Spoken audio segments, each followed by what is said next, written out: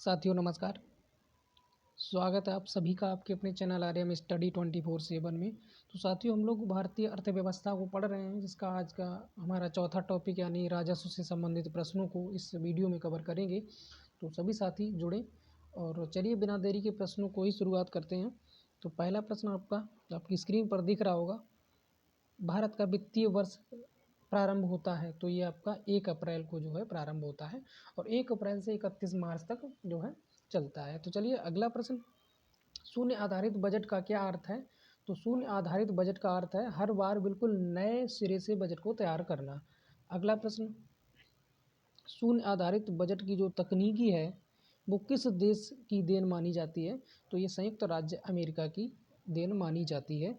अगला प्रश्न है आपका, भारत में शून्य आधारित बजट को किस वर्ष के वार्षिक बजट में अपनाया गया था? तो ये 1987 और 88 के जो है बजट में अपनाया गया था।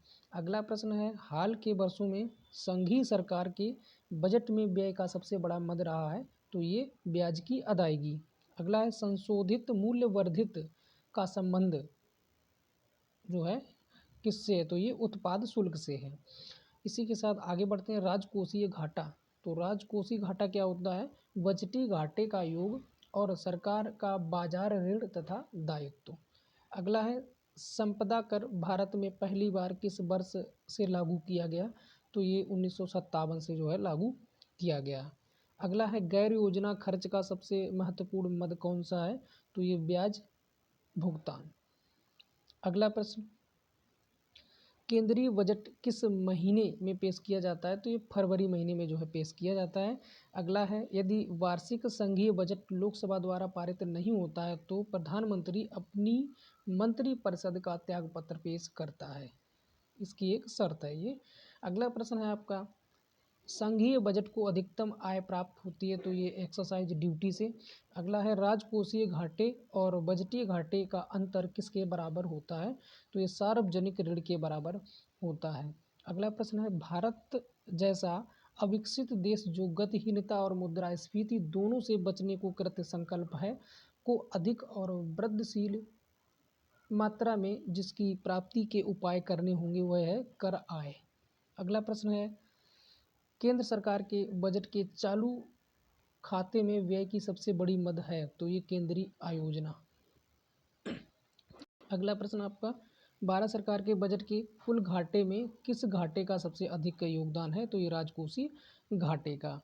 अगला है, भारत सरकार के बजट के आंकड़ों में कुल व्यय और कुल प्राप्तियों के बीच के अंतर को क्या कहते हैं? तो ये बजटीय घाटा कहलाता है।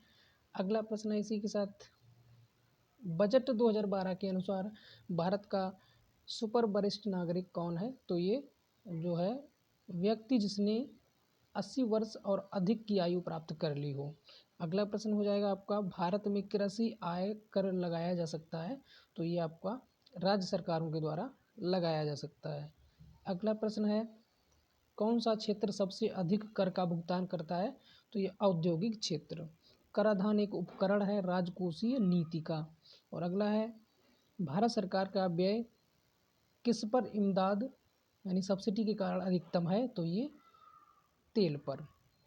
अगला है, भारत का आर्थिक सर्वेक्षण प्रति वर्ष किसके द्वारा प्रकाशित किया जाता है? तो ये आपका वित्त मंत्रालय के द्वारा जो है पेश किया जाता है। इसी के साथ अब बढ़ते हैं आगे। तो अगला प्रश्न है आपका, संघ सरकार द्वारा अर्जित कौन से राजस्व को राज्य सरकारों में वितरित नहीं किया जाता है? तो ये सीमा शुल्क हो जाएगा। और अगला ऑब्जेक्टिव है आपका, 2001-2002 बजट के अनुसार सर्वाधिक केंद्रीय विनियोजन किया गया। तो ये किसके लिए किया गया आपको बताना है। तो ये आपका आंसर हो जाएगा इसका, ऊर्जा क्षेत्र के लिए किया गया। अगला प्रश्न आपका ऑब्जेक्टिव, संघीय बजट 2011-12 में अधिकतम धन प्रावधान किया गया था? तो यही वही प्रश्न है आपका, ऊर्जा क्षेत्र के लिए जो है इसमें भी किया गया था 2011-12 में भी। अगला है, निम्नलिखित में से कौन सा कर जो है भारत सरकार द्वारा नहीं लिया जाता है? तो शिक्षा, सेवा, सीमा ये सब तो लिए जाते हैं। टोल टैक्स ये शायद राज्य सरकारों के द्वारा लिया जाता है। ऑप्शन नंबर आपका डी हो जाएगा इसमें सही। अच्छा, इस प्रश्न के बारे में आप लोग कुछ अगर विचार आ रहे हो तो आप लोग कमेंट बॉक्स में हमें बता सकते हैं। तो चलिए अगला है, केंद्रीय बजट में राजस्व व्यय की सबसे बड़ी मद है। तो ये आपकी हो जाएगी ब्याज की अदायगी। ठीक है, ब्याज के द्वारा जो है होता है ये। अगला प्रश्न है आपका, केंद्र सरकार के बजट के चालू खाते में व्यय का सबसे बड़ा मद क्या है? तो ये फिर वही चीज़ है, ब्याज भुगतान। ठीक है, तो यहाँ पर टॉपिक होता है राजस्व समाप्त। यहाँ पर हमने राजस्व संबंधी जितने भी महत्वपूर्ण प्रश्न थे सारे प्रश्नों की चर्चा की है। तो चलिए फिर मिलते हैं अगले वीडियो में, तब तक आप लोग पढ़ते रहिए।